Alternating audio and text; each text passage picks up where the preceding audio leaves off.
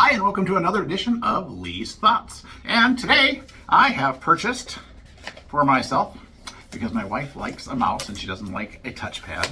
I happen to like a touchpad, but she is going to get more involved in our business side. And she said, if I'm going to get involved in the business, you better get me a mouse. So I bought her a mouse, and it is a wireless mouse, and it is a 2.4 gigahertz wireless optical mouse, and it's blue.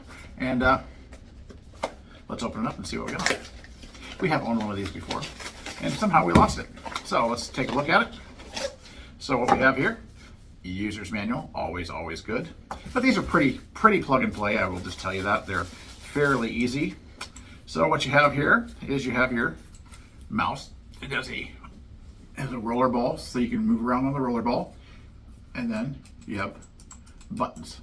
And you can usually program these buttons to do whatever you want to do. Normally the right click button is enter, and the left click button you can usually program the buttons to do whatever it is that you want it to do. But usually you program the right click button to be enter, and the left click button can be highlight or whatever you want it to be.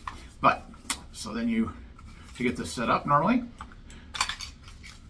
you have to put in your own AAA batteries. And then also in here